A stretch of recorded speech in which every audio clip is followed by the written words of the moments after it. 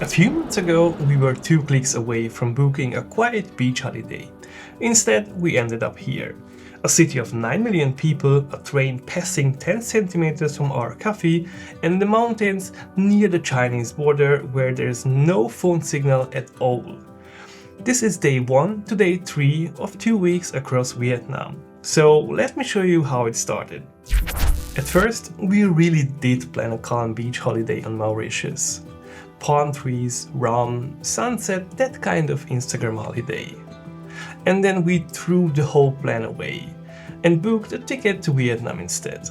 Because Mauritius promised a drink in your hand and the sea in front of you. Vietnam promised a bowl of pho in your stomach while you try to stay alive between 1,000 scooters. And honestly, that sounded way better. The reason were actually simple. The return flight off-season cost about 3 times more than the flight there. The off-season hotels were bad and expensive. And 2 weeks of just felt like too much for us on a beach. Then a colleague came back from Vietnam and wouldn't stop talking about it. So we changed everything. We booked premium economy from Zurich through Vienna and Bangkok to Hanoi. And the plan was actually simple. Travel the country from north to south. Now, 2 quick tips before you land because they really saved us. First, depending on your passport, you may not need a visa for a stay under 45 days right now. The second, register for fast-track immigration at least 24 hours before you arrive. The airports here can get so busy you wait 3 or 4 hours at passport control. We registered in time and we were through in about 50 minutes. Outside, our Grab driver was already waiting, and Grab is the app I recommend to anyone traveling Vietnam. It's like Uber, you see the price before you ride, no arguing, no language problem. The drive into Hanoi takes about 30 minutes, and that's your first culture shock.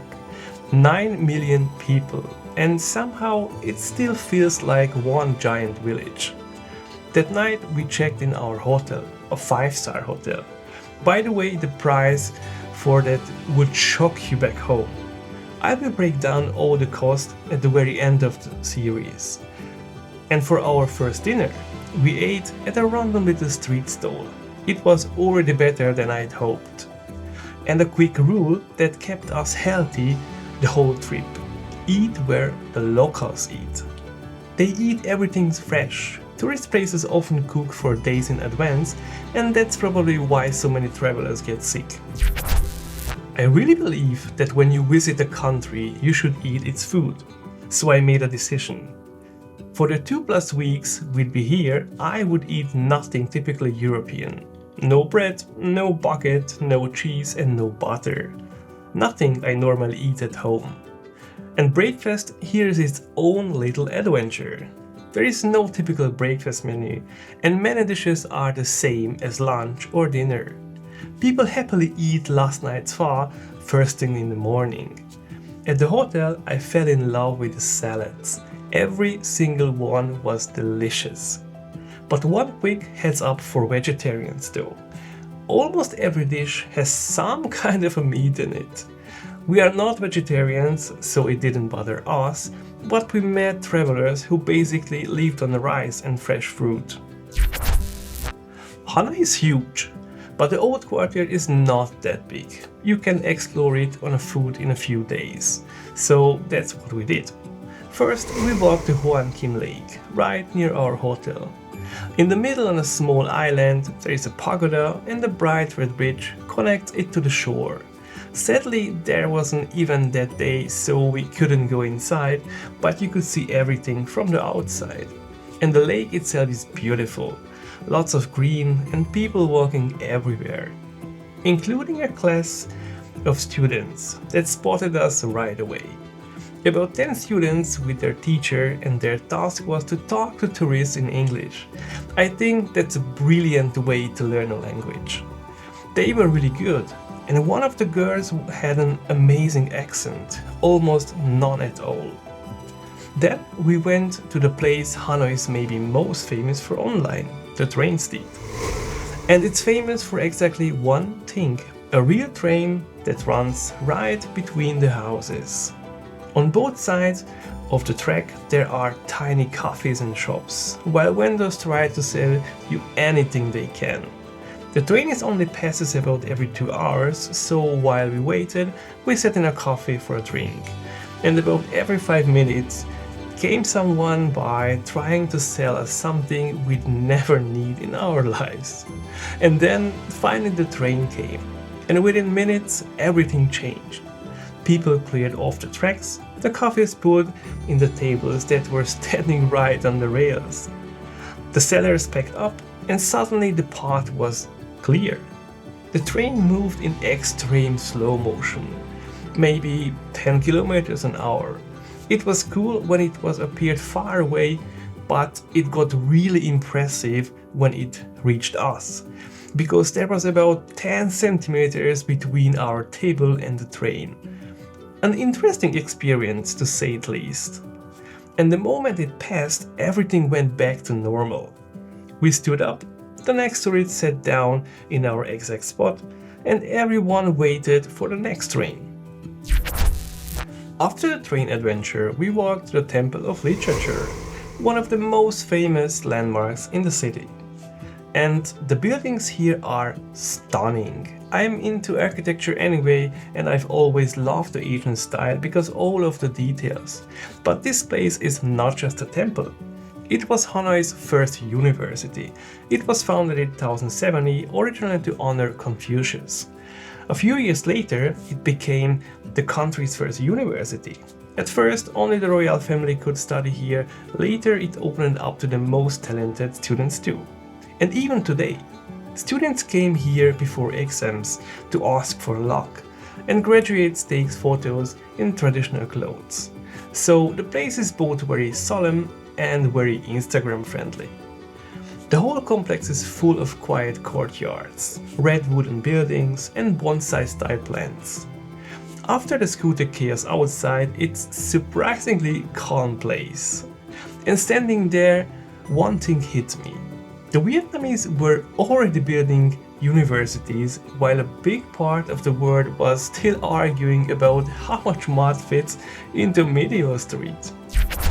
After that, we walked to the Hanoi Flag Tower. It's one of the few old buildings that survived the wars and the French colonial period. At first glance, it's just a tower with a flag, but in Vietnam it's a strong national symbol. It was built in 1812 and it's about 33 meters tall, with a huge Vietnamese flag always flying on top. And that flag is everywhere in this country. Not 5 minutes went by without seeing at least one. Right next to the tower is the Thang Long Imperial Citadel and the Kim Tien Palace. At first glance, these aren't as spectacular as a European castle. In Vietnam is more about the historical meaning and the how much has this place survived factor. And this place has survived a lot. The Thang Long Citadel was Hanoi's political center for more than 1300 years. The name means rising dragon.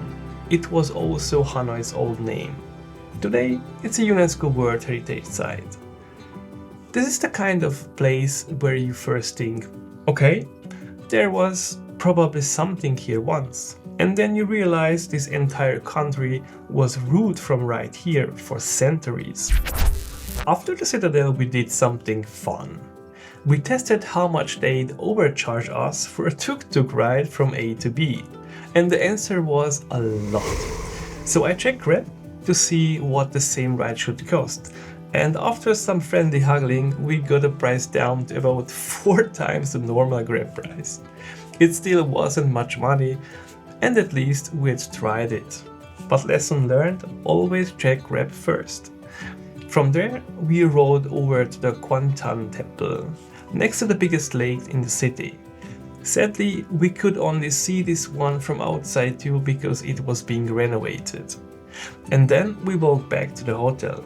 After 14 kilometers on foot in that heat, a cold shower felt incredible, followed by a big dinner.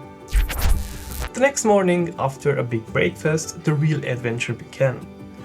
We left for a 3-day tour into the far north. We left most of our luggage at the hotel since we had came back to Hanoi afterwards and took only the essentials.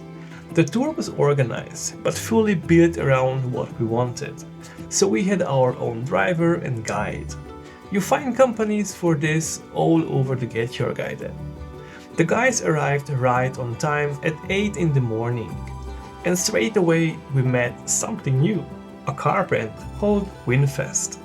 Winfast is Vietnam's own car brand, and today they make only electric cars. The Vietnamese are incredibly proud of it. For them, it's a proof that they are not just an assembly line, they can build their own technology and their own brand. The man behind it is the richest man in Vietnam. He got rich in the 90s in Ukraine selling instant noodles, then came home and built one of the biggest companies in the country. And you see Winfast everywhere here. Cars, motorbikes, buses. From a European view, you get a really good car for an unbelievable little money. The first stop was far away, so we had plenty of time to talk. And that first real stop was the Chinh Lang Pass. This is one of Vietnam's most famous historical places. Basically, the national symbol for this is where we always stop the invaders. It's not a temple and it's not a pretty building. It's a legendary strategic spot. If you remember the pass battle from the movie 300, this worked in a pretty similar way. In 1427, the Vietnamese defeated the much larger Ming Dynasty army right here. Work smart, not hard. From there, we drove on toward the Chinese border and stopped at a temple called Deng Mao Dong Dang. And sorry for my pronunciation. It's an important spiritual center of northern Vietnam, dedicated to Mother Goddess. And here's the thing about spirituality in Vietnam. It's not a quiet meditation in a minimalist garden. It's clouds of incense, golden decorations and loud prayers. An energy that feels like a religious ceremony and a family party at the same time. Locals came here to ask for luck for everything, from business to travel. Right across from the temple, we stopped for lunch, and honestly, I can't even categorize this place. It wasn't street food, it wasn't really a restaurant. It was more like a front room of someone's house where they cook. The entrance was basically next to the toilet, not somewhere you would choose to eat at first glance. But the food, wow. The pork was so well seasoned, I could have eaten a whole mountain of it. This place isn't even Google Map. And this was one of the best lunches of our entire trip, which by the way became the theme of Vietnam. The best places are almost always the ones that look least promising from the outside. After a few more hours of driving, we reached our stop for the night in the Quang Iron area. And this place barely even has a name. It's in the middle of nowhere, more exactly in the middle of the mountains, near the Chinese border. And this is a completely different Vietnam than Hanoi. Spectacular karst mountains, foggy valleys, rice and corn terraces, traditional houses, many ethnic minorities with their own languages, clothes and customs. The infrastructure is minimal. In fact, this was the only place the whole trip with no mobile signal at all. And Vietnam usually has amazing coverage. We were almost the only tourist there. Partly because May is off-season and partly because this just isn't where the crowds go. At sunset I sent up the drone and I think the footage speaks for itself. Quick note on drones, because people always ask. Since June 2025, small drones around 220 grams, like the DJI Mini series, don't need to be registered here. Bigger ones do, but that's mostly for locals or companies with a lot of paperwork. There is an online map with 3 zones. Red is no-go, orange means only if there's no sign, and green is free to fly. Cities and airports are always off limits, of course, but up here in the mountains There was nothing stopping me from watching the sunset from above. And that was day 3. Sitting up there, watching the drone footage come back over those foggy mountains with no signal, almost no other tourists, and a complete silence. It really hit me how far we had come. 3 days earlier, we'd been talking about the beach. Now we were in the middle of the mountains, near the Chinese border, in a Vietnam most people never see. But the best was still ahead of us. Because the next morning we drive to what many people call the most beautiful waterfall in all of Vietnam. A waterfall whereon half belongs to Vietnam and the other half belongs to China. That's where the next video begins. If you are enjoying this series so far, subscribe so you don't miss it. Thanks for watching, and I will see you at the waterfall. Peace.